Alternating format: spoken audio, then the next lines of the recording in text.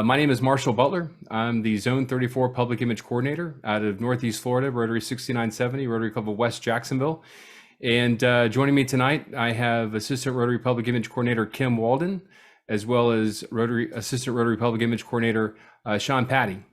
And they will be doing the intros and a little bit of our speakers. But before we get to that point, wanted to take care of a couple of housekeeping items for those of you in Zone 34.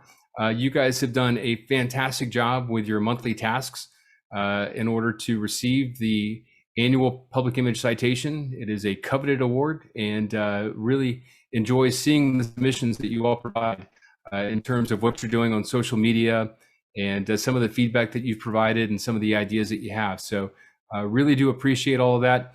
In the last follow-up to the last webinar, we did provide kind of a status update so you could see where you are in terms of receiving that citation. We will send that out again when we send out the recording link and the text to this session. So that's a quick reminder that we will be recording this session, and we'll make it available after the fact so you can go back and watch it and take notes. We'll also be making the slide decks available for you all as a reference. Also, we will, in April, after all of the district assemblies and after all of the pets have gone through, you will be preparing for your Imagine Rotary year under President Jennifer Jones, and we'll be getting prepared as public image chairs, a lot of you. Maybe you'll be serving a second year as public image chair, but as is our tradition, every year in late April, we like to do our Zone 34 Public Image Boot Camp so that we can help prepare those of you that are going to be serving as public image chairs.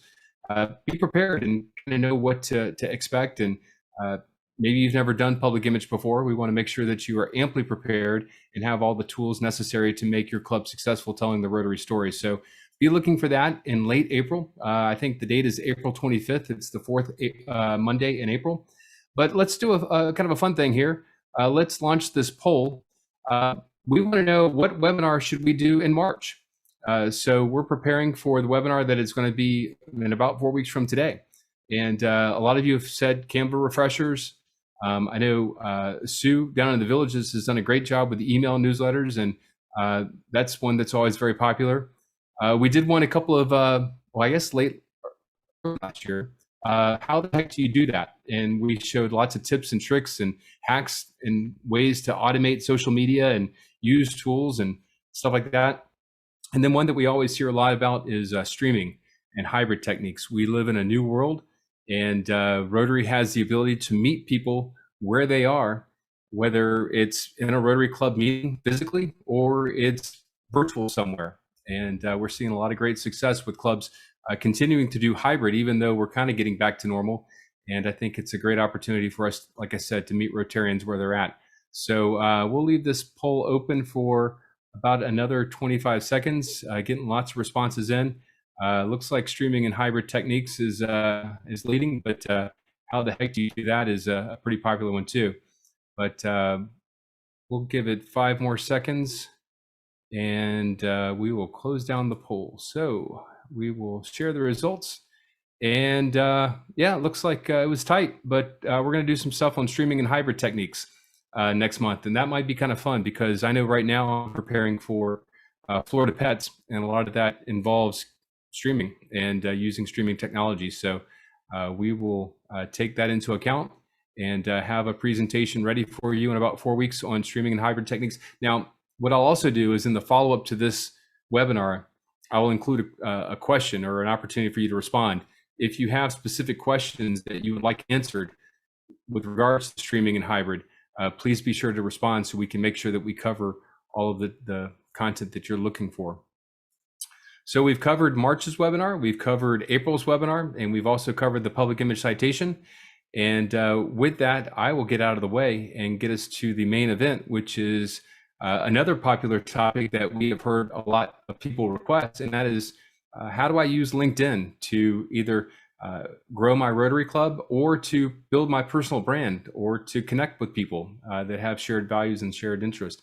So with that, I'm going to toss it over to Assistant Rotary Public Image Coordinator out of Thomasville, Georgia, Kim Walden. Kim, it's all you.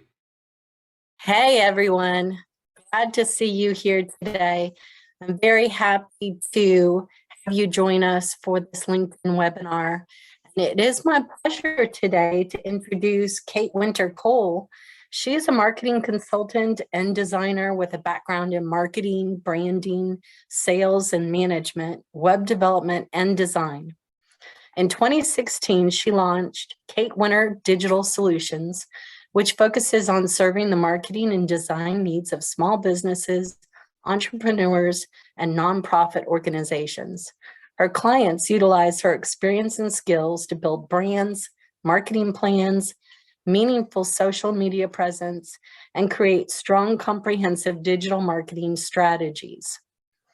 Serving small businesses is the core of Kate's mission, and she produces free, accessible content through her blog and social media channels.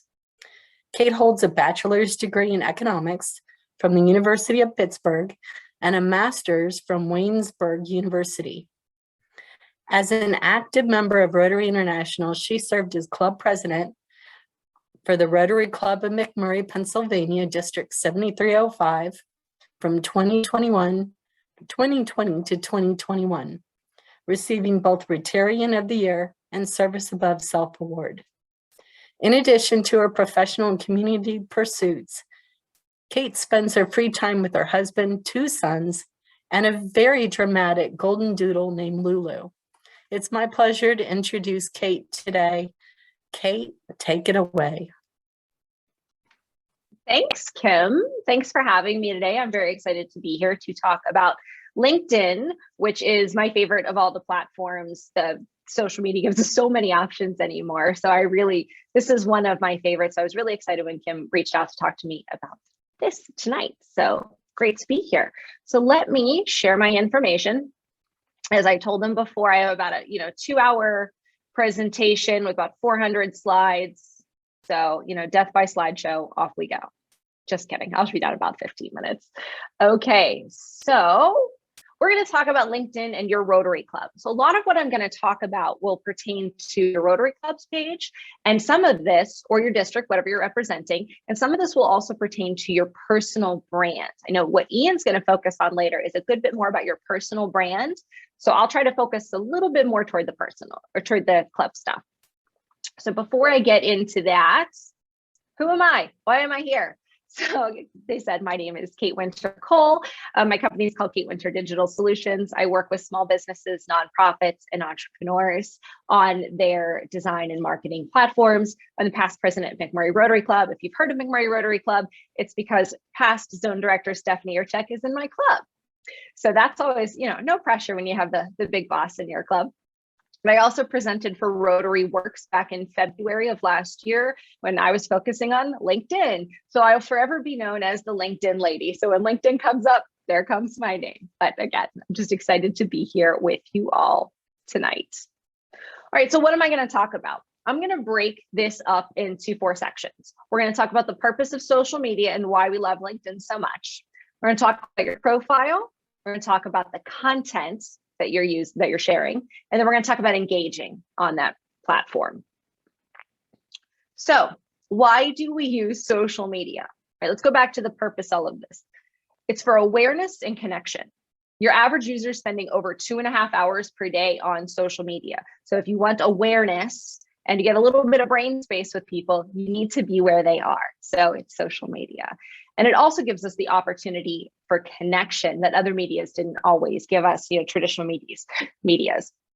We have the opportunity to engage in conversation. We have the opportunity to be real time with people, to put up very timely material. We don't even have to wait for responses anymore. Everything is right there.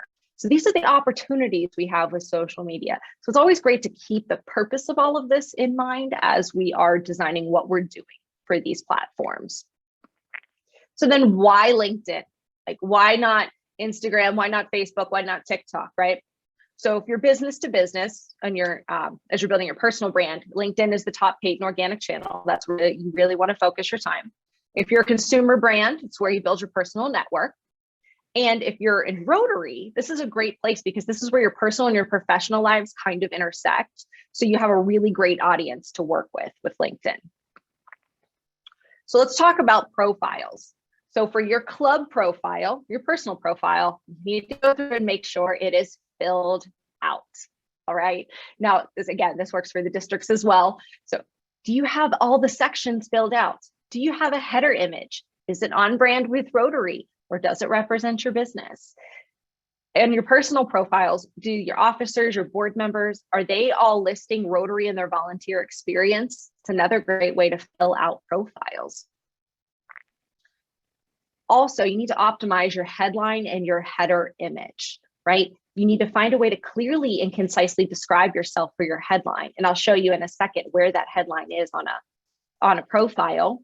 And you have to remember that that headline is visible on all of your posts right next to your name. So you're telling people who you are and what problems you solve as they're scrolling through their feed. And you also need to make sure that your header image is sized appropriately for desktop and mobile. I see a lot of cutoff header images. All right, just to give you an example here on mine, you can see where my logo is sized properly for my header image, and where my headline is says design, marketing, and coaching. And I'm a Rotarian, a coffee lover, and a bookworm. So you have an opportunity to be a little bit personal in this headline as well. So use that. Another point to make, and I'm sure Ian will talk about this with profile pictures, it's your first impression. Make sure you're making a great first impression. If you're representing a Rotary group, that needs to be something on brand. If you're looking at your personal brand, make sure it's a good photo. Make sure it's not some selfie from a bar from 2006 with someone's arm cut off in it. So complete and update your profile regularly. Don't forget that incomplete and old information isn't helping anybody. So one section of LinkedIn profiles that is my favorite, and it's something that's really unique to LinkedIn, is the featured section. So LinkedIn gives you an opportunity to provide samples of your work or links to direct pages or links to things you've done right on your profile. Don't forget that LinkedIn is also a search engine. People are looking for other people on there, so you want to show up. So in your featured section, if you have a PDF or a one page or a sales sheet, put that on your featured section. If your club has been featured in some media outlets or your district has been featured in media outlets, take the link to that article and put that in your featured section. It's a great way to show off what you're doing. Now let's move into content. Post original content. Don't just like and share. Social media, right? We want to contribute. But I always encourage personal brands and Rotary groups to keep that attitude of service. We want to put the information out there that serves people. Let's tell people what we're doing. Let's highlight members of our groups. Let's highlight our leadership. What information out there is going to be useful to those people that you're connected with? Now, a note on consistency. Why does consistency matter? If you want awareness with people, that purpose of social media that I started with, you need to be consistently showing up on social media. So whether that means 2 posts a week, 5 posts a week, whatever it is, whatever the right number is for you, find a method or a system so that you can consistently be adding content to these platforms. Because if not, you're not really going to gain that awareness with people. Quick word about boundaries. And this applies a little bit more to personal brands, as everyone on this call should be pretty familiar with public image rules. When you're representing a club or a business, it's best to avoid politics, race, religion, finances, select current events, things that might be divisive, especially because we are representing a group greater than ourselves. And unfortunately, the way the world is today, when we express those opinions, you alienate half of the people who are following you. So just keep that in mind. And anybody else who is posting to any social media platform in the name of your club or your business, just a good note to keep in mind. So I have a lot of content ideas, and I know at some point I've got to let Ian speak, so I can't talk all night about all the different content ideas we have here, but I know this deck will be sent out after. And this is just a list that I use when I present about LinkedIn or any platform, just to get your mind going. What should I put out there on your personal brand or for your club? I'm going to encourage you to use captivating visuals. I know that Rotary's guidelines are those people of action. We want to show those people of action. We want to avoid stock photos. We want to use custom wherever we can. We want to use some really high quality pictures, because if we use low quality pictures, we're not showing our clubs in our districts off as well as we could. And obviously keep to the Rotary branding. This is one call where you probably get that the Rotary branding matters. But an example of using the high quality pictures in the Pittsburgh area, we had an auto show 2 weekends ago, and there was one person posting about it, and they were using the grainiest, tiniest pictures, and it was just not representing what they were trying to do very well. So make sure you're using high quality images in there. Now, talking about engagement, right? This is a social media platform. Don't be static, be social. And communication is a two-way street. So you need to be communicating as your Rotary, whatever Rotary group you're representing, and yourself. I would say don't post and ghost. You need to get back in there and communicate with the people who are commenting and engaging with your content. Engage with others as your club. And personally, make sure you're responding to comments, right? When someone gave you a little bit of time and effort on your post, you need to reciprocate with a little bit of time and effort as well.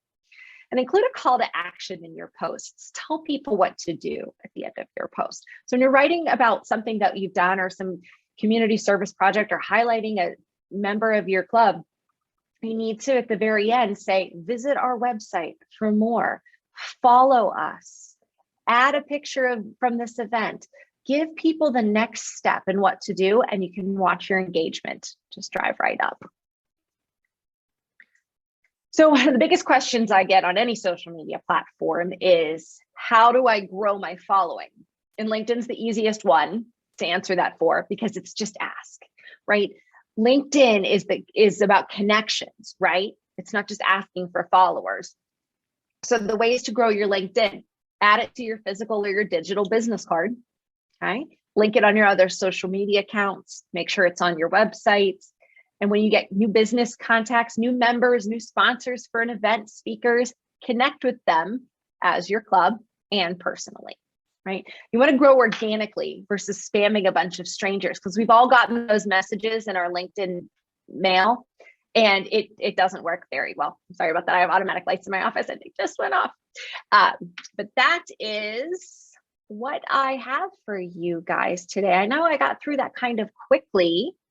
This is my contact information if you'd like to get a hold of me. I have, there's my website, katewinter.com. Please connect with me on LinkedIn, Kate Winter Cole. And if you scan that QR code, you'll just get my website. It's a great way to connect with me as well. So how can I address some questions, Kim? Hey, you've got a couple questions. The first one I see is, how do you deal with privacy issues knowing that Rotary provides a lot of community projects? Oh, that's a really good question. So privacy issues, community projects, we don't want to name anybody personally, right? We don't want to name a recipient, especially of any financial assistance. We don't want to name them personally. We don't want to show a picture of them, but we can talk about the intention of the project, right? We can talk about how it helped somebody without being specific, would be my best answer without knowing detail. And then I have another question. Can you schedule posts like you do on Facebook and Instagram? Not on platform yet, okay? But there are scheduling tools out there that do integrate with LinkedIn. I'm a fan of one called Loomly, Loomly. There is also Hootsuite, which used to be the gold standard. Buffer is a great one also. Planoly, Later. Those are some great scheduling tools that have a very low cost option, or even a free option if you check into them. That can help you. Another question is, what type of content is better for LinkedIn versus Facebook? So how do you determine where you put specific content? I'm going to encourage you to post the exact same thing that you post on Facebook, on LinkedIn, and test it out. All right. Your individual following, personally and professionally, right? So I'm talking about from a professional standpoint, right? So if you're posting something for your business on Facebook or for your club on Facebook, and same thing on LinkedIn, try it out. If it doesn't do well, don't post it again. You know, social media is an experiment, kind of a moving target sometimes. Okay, I think next question. Do you just post the same content personally and from the club, or share from one account to the other, adding a little extra message. So I think you might have actually answered that, but I'll expand upon it a little bit. It'd be great to post it at the club level so a lot of people can share it. But I encourage you to add a little extra, as you'd said in your question, so that you can add your own take on it as well. okay. Next question. I was asked, fake profiles have been a thing in the recent past. So what are your thoughts on fake profiles? They make me mad. Ugh.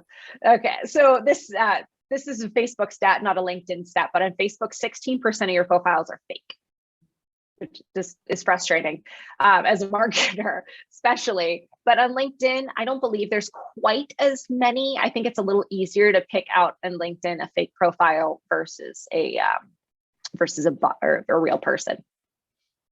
Okay, next question. Can you give an example of what you might say for the profile of your club? Do you mean in the headline image or the headline? Or I think that's what they mean. I would go with verbs. I always think they get great headlines up there. Serving, so for me, for McMurray, Pennsylvania, serving the community of McMurray, Pennsylvania, Rotary International, service above self. Good one. Those are all the questions I see right now. Kate, this is awesome. Thank you so much for sharing today. Well, thanks for having me today. And I'd be welcome to connect with anyone on LinkedIn. I'm Kate Winter-Cole on LinkedIn. And again, thanks for having me. Have a great evening. Oh, we do have one last question, just for caught you in the nick of time. Is it beneficial to pay for premium LinkedIn? That's a good question. That is. Okay. Personally, I used to pay for premium LinkedIn and I no longer do. And I still get my business, 40% of my business comes from LinkedIn and I don't pay for premium. So I don't think LinkedIn would be very happy with me telling you not to pay for premium, but in my experience, it's not hurt at all to not have it. Awesome. Thank you so much, Kate. You were great.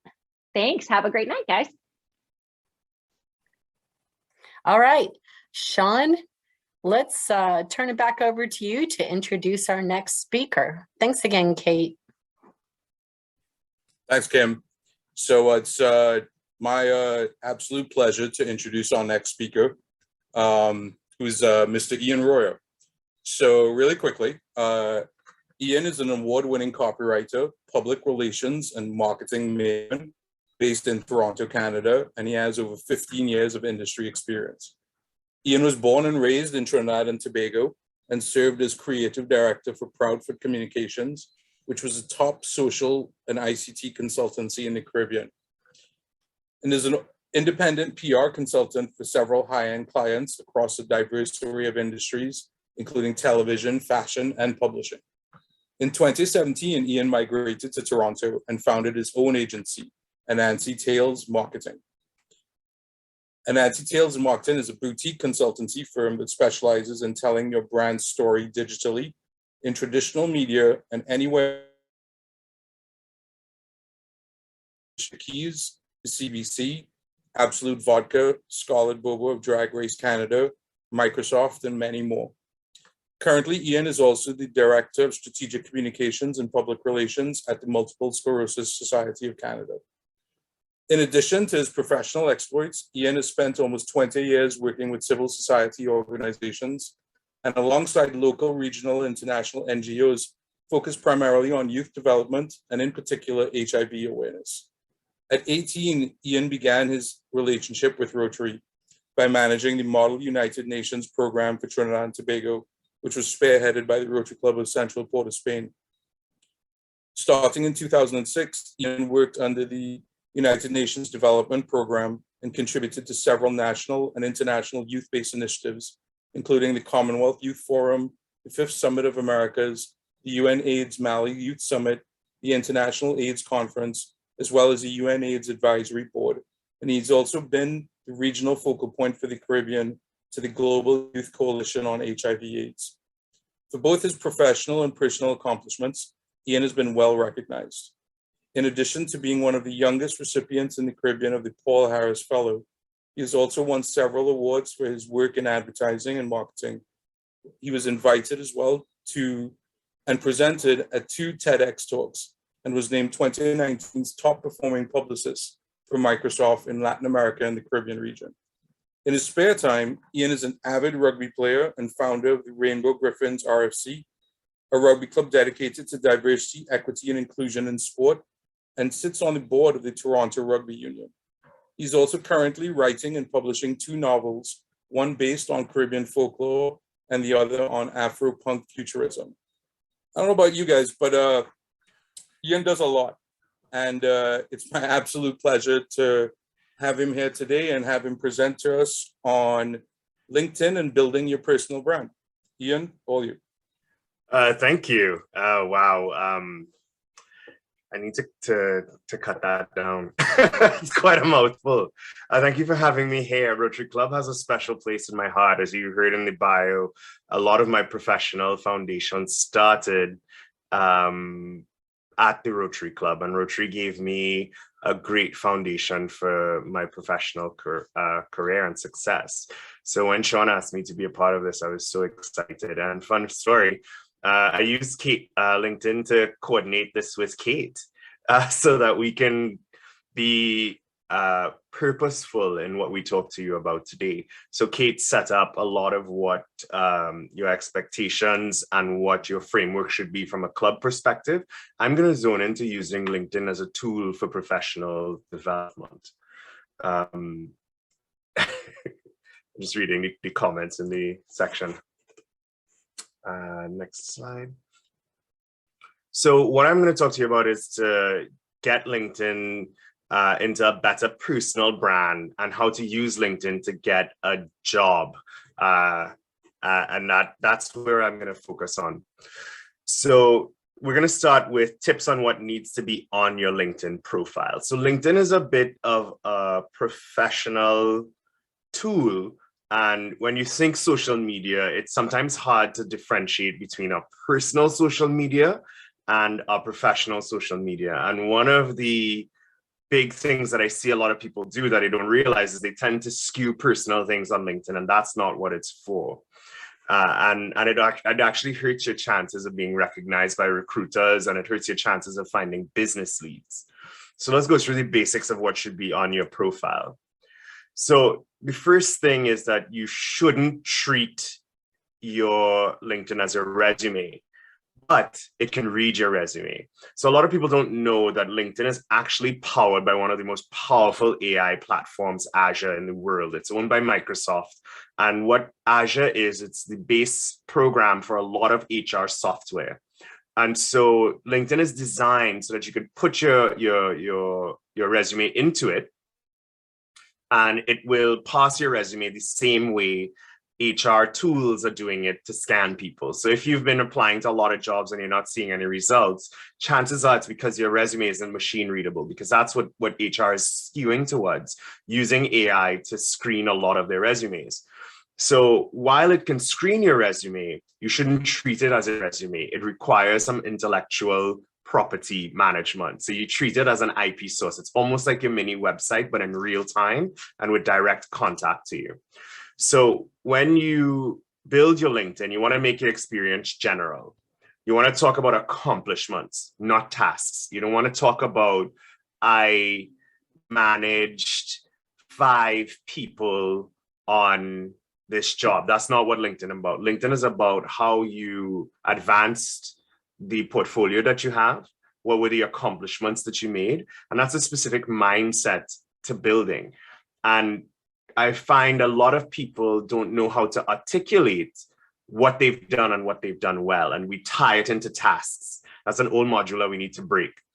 You want to elaborate on your skills. You want to elaborate on projects that you've done, successes.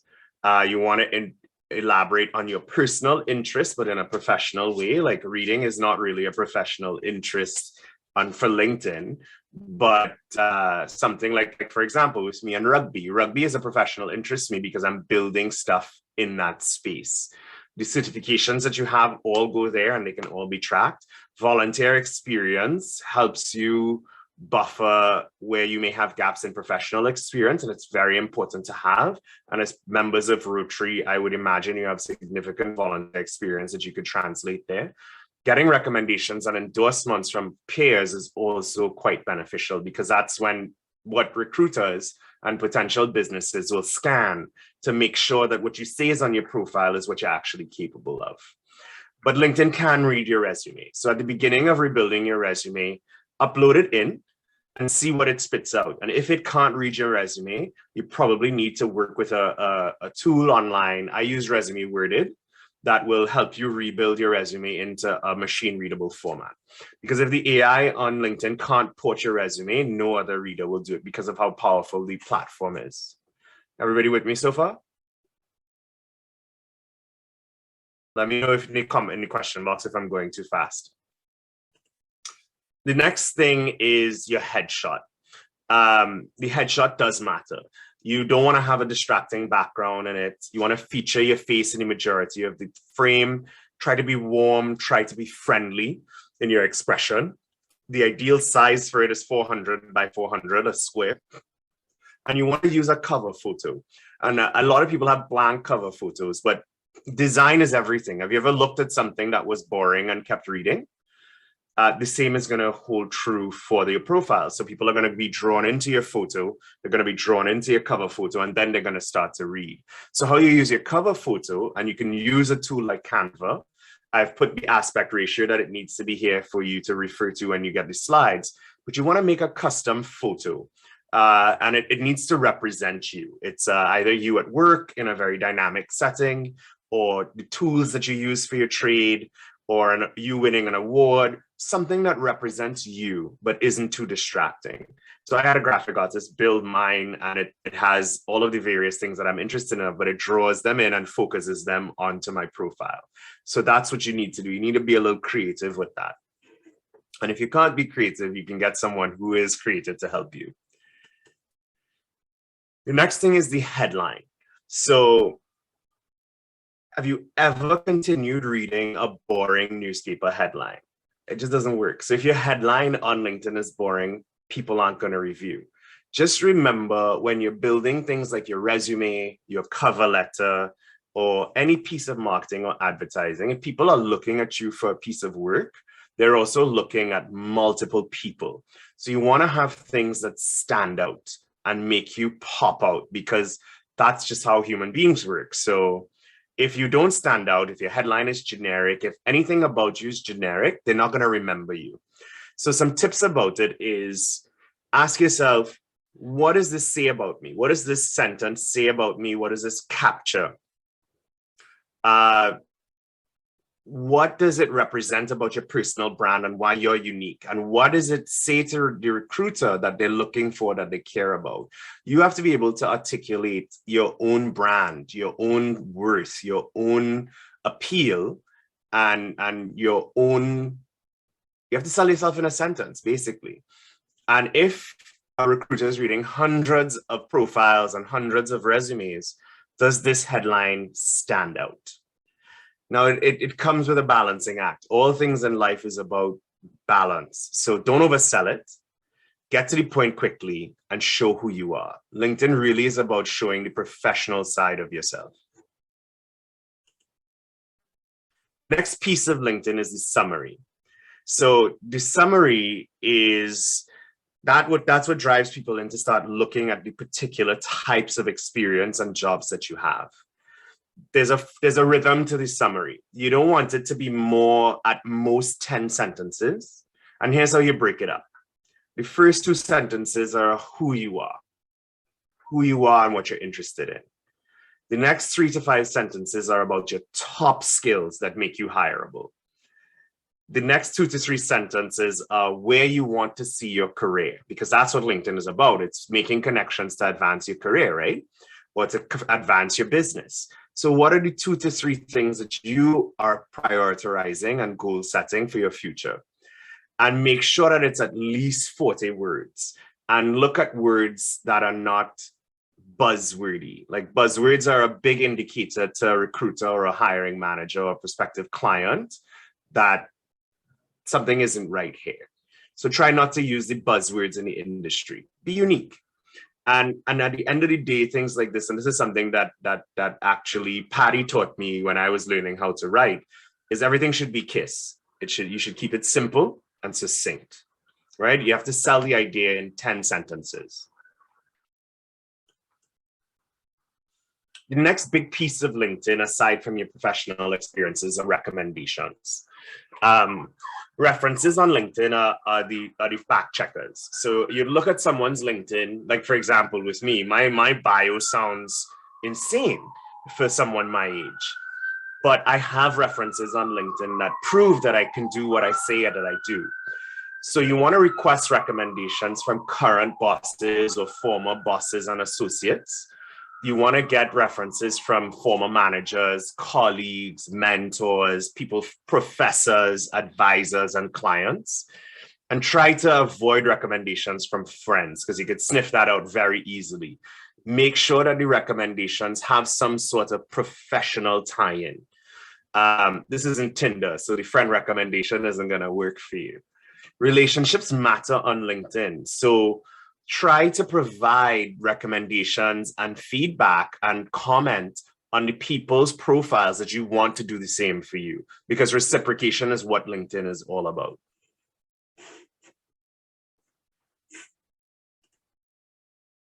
The next thing is to be active, and Kate touched on this.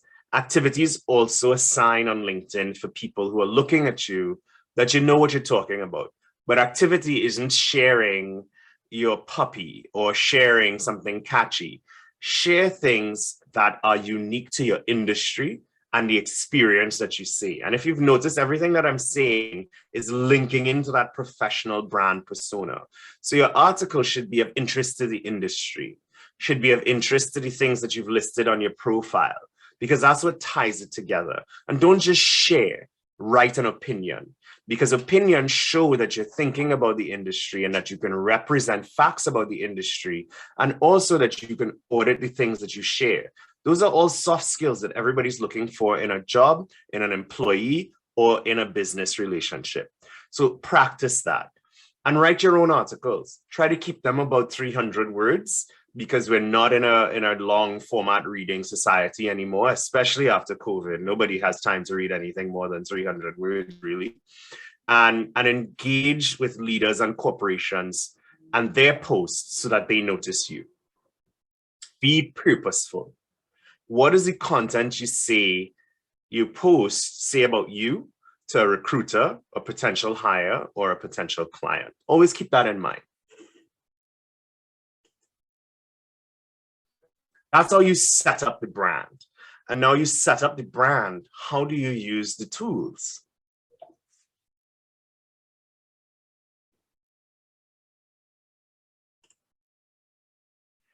So LinkedIn is one of the most powerful AI platforms in the world. And I mentioned that before. It's powered by Microsoft Azure.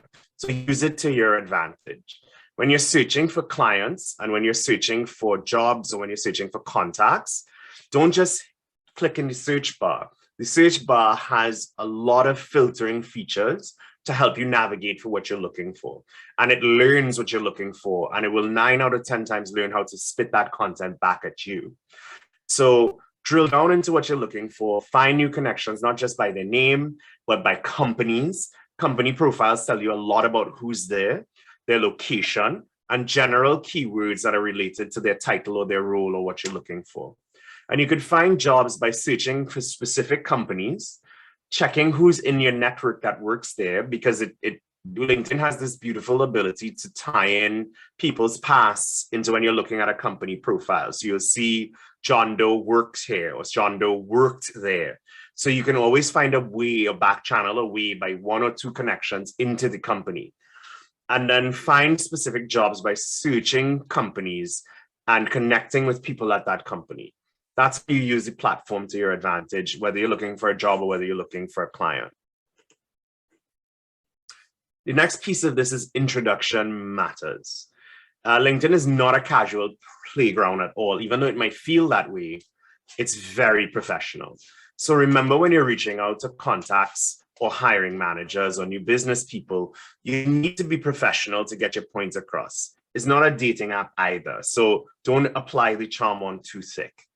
Personalize your connection. Include a brief summary of who you are, one paragraph. How you came across their profile. That shows that you're doing this with intent and you're not cold writing them.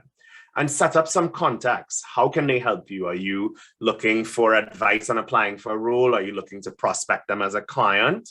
And then try to move the conversation off LinkedIn into something virtual or in person. That's the rhythm. And always keep some sort of warmth and sincerity to it.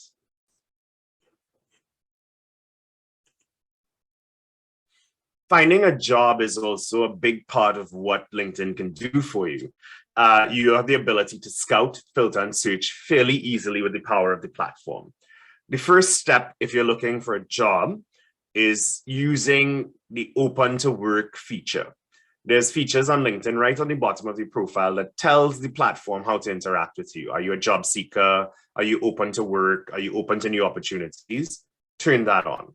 We got a question about LinkedIn Premium before. It depends on the context. If you're searching for a job and a new opportunity, LinkedIn Premium will help you. If you're passively using the platform to talk about your accomplishments and the accomplishments of your Rotary Club or the accomplishments of your business, you don't need the LinkedIn Premium profile. LinkedIn Premium is if you're looking to recruit or if you're looking for an opportunity. That's when you pay for it. And you generally only need it, in my experience, I've only needed it for about 3 months before I found a job. Keep your profile up to date. Don't just build a LinkedIn profile and then leave it there, never update it for like 10 to 15 years. I've seen that happen where I've seen people who are really professional and very, very clever never touch their LinkedIn. So when I get their resume and I get this beautiful cover letter, my next step is LinkedIn and then there's nothing there. So it red flags it for me or a recruiter. And also interact with the company profiles that you're trying to create a business with. The tool works both ways. So recruiters and executives can see who's active on their profile, who's watching their content, who's engaging with their content. And that also helps make your profile stand out. The next big piece of information that a lot of people don't know is you can check out the life section of a company. There's a little section called life on company pages, and that tells you about the internal culture. And always be cognizant if big companies don't have this, something's wrong. Because people who like working at a company will post in that life section, serious people. So just be discerning of that, because one thing I've learned in my experience is company fit works both ways. You have to ask yourself, is this a place where I want to work, or is this a place where I would be valued? And you could learn a lot of that from the life section on a LinkedIn profile page. And here's some application tips. If you're job searching or you're looking for opportunities, have a strategy. Here's some tips for that. LinkedIn has a feature called Easy Apply. It takes the least amount of time. You just click a button, it uploads your resume, it asks a couple of questions. So when you're looking for opportunities, set your search criteria in the search bar. Again, it's really powerful. And then apply to all of those that have that LinkedIn Easy Apply button first, because you don't have to submit a cover letter 9 out of 10 times. You could set an afternoon aside and just do that and focus on Easy Apply. The next thing is putting alerts on companies that you want to work for. You can tag them and it will tell you when opportunities are available. Take some time before the process and create a cover letter template. This is going to be important when the jobs apply on website, because that's when you have to start customizing your application. If you have a template, then you can just plug and play the information as you go. But know that any apply on website application would generally take about 30 minutes with a template. It'll take up to an hour without one. So have it prepared in advance. And also check out the people in your network who are applying for and reaching out for recommendations. When you're reaching out to someone who works at a company that you want to work with, use the same approach, that warm, intimate connection, and explain why you want to talk to them, that you want their help, that you want to get an insight with the hiring manager. So that's generally the strategy when you apply. And that's it for me. You can ask me any questions that you have about this. Thanks so much, Ian. So yes, there are a few questions I'm going to throw your way. So the first one is for the headline. Let's say that I'm open to a new job opportunity in a particular field. Do I also need to put that job title in, even though I'm not working as that title as yet? The reason the person is asking is that you saw a post, especially for students who do not have any work experience. So your headline, you should only change the headline on your LinkedIn profile if something has changed in your professional development. You don't mess with the headline to make it specific to jobs, right? The headline and your summary are just who you are and what you're capable of doing. The trick to applications is in the latter part of this presentation.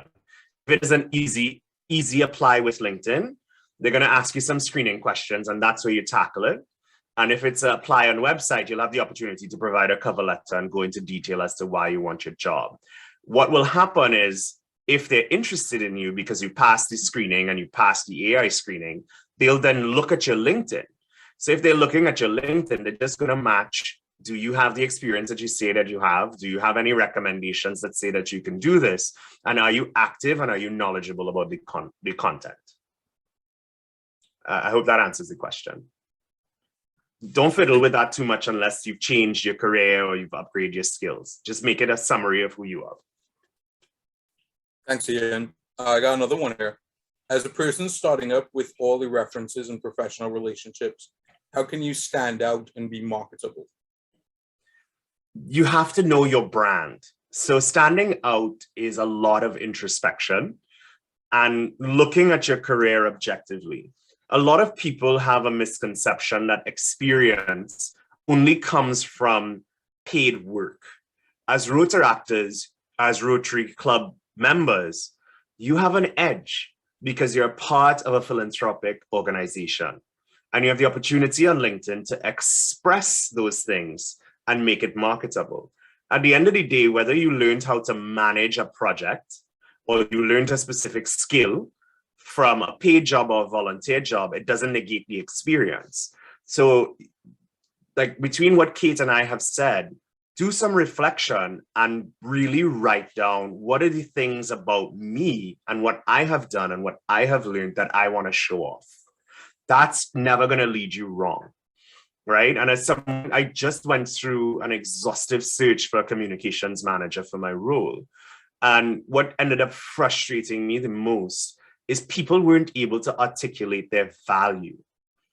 And especially in communications, if you can't articulate your value, I'm not going to read any further. So that's where the skill is. And it has nothing to do with LinkedIn. It just in life, just sit down and write down on a piece of paper in bullet points. I am good at this. I learned it here. I'm good at this. I learned it here. And put that into your LinkedIn and your resume. That's always going to make you shine. All right. Next one up is it advisable to have that open to work feature on your profile pic? It does that automatically. So that is something that the app does itself. Once you turn the feature on, it puts it on your profile picture. It also is smart enough to ask if you want anybody but a recruiter to know about it. So if you don't want people from your job currently because you're looking for a new job to know, the feature will guide you through how to deal with that. So you can tell it only recruiters can see this. And so people that have a recruiter profile, which is something that you pay for, only they will be able to see that information. If you're just open to work on a whole, it'll ask you, do you want your network to see this? And you just click yes and they'll see it. So the tool will tell you what to do. Thank you. Next one up is there a preferred time to post or engage with companies to get the maximum benefit? That's a good question. I don't think that LinkedIn is one of those platforms where that matters because the people who are reviewing that data, they're doing it purposefully. So just work within your time frame. They're going to notice the interaction. LinkedIn tells you within a week. So it tells you as it happens, and it captures that in your active notifications for up to a week. So it's not going to be at noon they commented with this. What matters is the actual interaction and it being meaningful. This is actually a good question here. I really like this one. How can I use LinkedIn to market both my personal business and my professional career efficiently without having two separate profiles? That's not possible. You're going to have to create a business account, but it's managed by your LinkedIn, right? So LinkedIn kind of copied that from Facebook.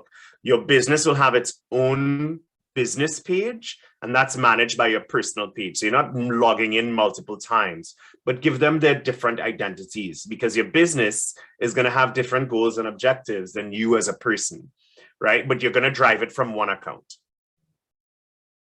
So a good way to actually apply that when it comes to Rotary or Rotaract clubs is you can have, someone who is managing something for a Rotary or Rotaract club as well as managing something for themselves and their own brand under one account. Correct. And you can have multiple brands under one account. So like, for example, I manage the MS Society's massive page along with multiple people. I'm the crisis guy. So I just go in. If it's a mess, I don't have to deal with it too much. I don't have to worry about it. Someone else is driving that bus. I just fix things. And then I have the rugby clubs page where I'm a little more active and a lot more strategic in what I post and how I post it. And then I have my personal page, which is now that I'm in a role that I'm happy with, my posts are all supportive to the sectors. I'm either posting about rugby because I'm trying to get Porter Airlines to notice it so they can give me some money, or I've tried to post things about the MS Society so that I can get donors to come and give us some money. And that's how I'm leveraging my brand right now and my footprint. Awesome. Got a couple more for you. If applicable, how does LinkedIn verify or validate your information, whether it's your experience, your postings, your associations? I mean, it doesn't. It's like a resume. You can put whatever you want on a resume. And what happens is if you can't back it up, that's when you're in trouble. So there's a little bit of trust at resumes or LinkedIn. The mechanism has changed, but the process is the same. And people who are looking to hire you will have a process to figure out whether you say you can do what you say you can do. So, for example, when I was hiring, we put it on LinkedIn. I got 500 applicants for this job, and I just had a screening process where I actually looked at every single resume, and I had a rubric. So, if you didn't work for X amount of years, I checked you out. If you didn't have managerial experience for X number of years, I checked you out, and you could scan that very easily. And then when I whittled it down to a few, I went into their LinkedIns and saw, like, did they have a reference from this company? Yes. Okay. Chances are that this is true. So that's why the recommendations are so important to prove your previous experience there, because that's how they use the tool. Next one up is, what is the best way to build a beneficial network? Best way to build beneficial networks in LinkedIn? I don't know if I'm the right person to ask that, because I'm an extrovert. I talk to everybody and anybody, but I do it with purpose. So why this tool is such a good one is because it's smart. So I connect with people that are industry specific to me in case I need their contact, or I verify. There's no bad contact. There's a famous saying that there's all press is good press as long as they spell your name right. It's the same thing. But applying the principles of contact that are in this slide is going to make someone either be sympathetic to you and want to help you, or deem you as annoying and never talk to you again and not accept a request. So it's not about having a network that is big or small. A beneficial network is where the connection is meaningful, and you get to dictate that.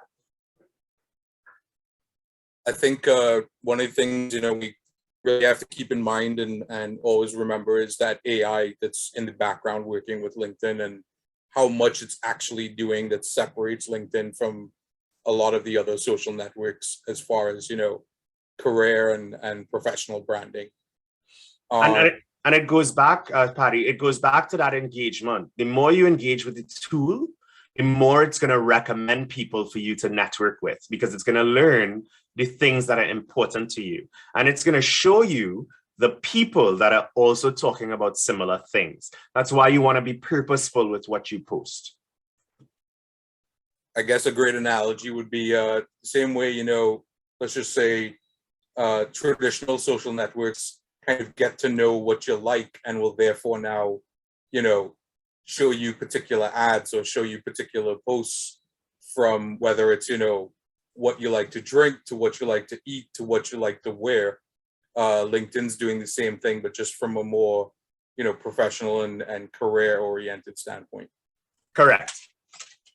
Okay, so I got one last question because we're going to wrap up soon. And this is probably going to be a put you on the spot question. Sure. Are there any success stories that you can share regarding someone using LinkedIn, whether for the first time or otherwise, where it helped them to really better their opportunity or their career? Yeah, I mean, I can give you personal stories. I have every project I've ever wanted to do that was major in my life and I needed support from somewhere, I found that person on LinkedIn. So I was one of the people that brought reality TV to the Caribbean with a project. And I just wanted to do it. So I looked up who was the person that managed the franchise and I messaged them and I was like, hey, I want to do this. Can we connect? And then I brought the franchise in. Same thing with my jobs. With me, I'm at the point in my career where company fit and company culture is more important to me than money, because I would rather make less money if I'm happy, which is a weird thing to say, but it's money isn't everything. And so culture, especially where I'm leveraging my talent is worth a peace of mind. So I'm using the tool now to make sure that the company I want to work with is actually a good place to work. And you get that information there. A lot of the jobs that I've had since moving to Canada, especially North America, runs on LinkedIn for really cool jobs. I've almost always gotten an interview for anything I've applied for. So it is a great tool, and you just have to use it with purpose. This is one social media tool that you use with purpose and with intent. So sitting down and envisioning, that's why I said in the summary, put where you want to be, right? Because that's going to guide what your LinkedIn experience is going to be and what you get out of it. So I apologize. I do have one final question, and it's actually coming from me. How would you say you can best leverage something like LinkedIn for the gig economy in which we find ourselves right now with platforms like Fiverr and others, where persons can really, freelance a lot more, whether it's on the side, separate and apart from their day job, or as their primary source of income these days? Yeah, LinkedIn is not as, it's not a marketplace for actual services, right? So that's the differentiator. But LinkedIn, if you build your LinkedIn right, can get you noticed. I've been headhunted a number of times for senior roles because of my LinkedIn.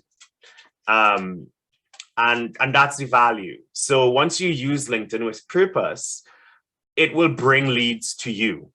It's a two-way tool. So you can look for the opportunities that you want, but best believe that people are looking at you. If you buy premium and you look at how many people are actually looking at your profile and their job titles, you'll be very surprised. So people do use LinkedIn a lot in a professional context to screen and to scout talent. So I think that even though that, it's still a growing platform in certain regions, the fact, again, like I said, a lot of persons are finding themselves leaning and relying a bit more upon the gig economy. It's definitely something that even if, from a local standpoint, not many employers may be using it, but definitely from an international standpoint, it proves itself useful. Correct. And this is a world where I think it's an exciting time to be a professional, because you could do both. You could do the gig economy and build your LinkedIn and have both of them work for you. The only thing that stops you from achieving things is yourself. So if you are hungry for an opportunity, you build it on all of the platforms. But what LinkedIn is going to do is give you structure. So what you build on LinkedIn, you can port into anything else. It's set up and designed that way. Awesome. Ian, thank you so much. I think, your presentation and your discussion, and along with Kate's, really provided some valuable insights. And we're coming up on the hour, so I want to hand back over to Marshall to close us off. Thanks again. It was my pleasure. Thank you for having me. Well, thank you, Sean, and thank you, Ian. And I know Kate had to drop off earlier and did a fantastic job. Great information tonight on LinkedIn and how to use it both for your own personal brand and to promote your Rotary Club. So as I mentioned in the chats, we will make sure that we get this recording out in an email in the next day or two. We'll also make sure that the link that you use to register for the webinar will also point to the recording once it's available. So go ahead and bookmark that, and in the next 24 hours, you should be able to go straight to that recording using that link. A little bit intimidated right now because I know that I am the webinar next month following these two presentations. So hopefully I can raise up to this bar that they set today. As a reminder, on March 28th, we're going to do a webinar on streaming and hybrid techniques. You guys voted at the beginning of this webinar, and we're going to do that on March 28th. We'll send out a link to that soon. And then on April 25th, don't forget that we'll be doing our Zone 34 Public Image Bootcamp.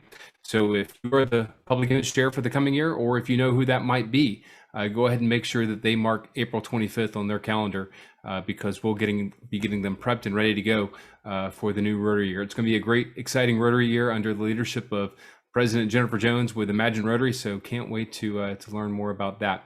Anyway, as always, I appreciate everyone on my team for all of their hard work behind the scenes to make these webinars possible, and all the work that we do, or they do, supporting the districts and the clubs. And I want to thank all of you for joining us tonight and participating in your feedback. And as always, if there is anything that our team can do to support you and help your club or your district grow and tell the Rotary story, please be sure to reach out to us and let us know how we can help. On behalf of the Zone 34 Public Image team, thank you all so much and have a great evening. Take care, everyone.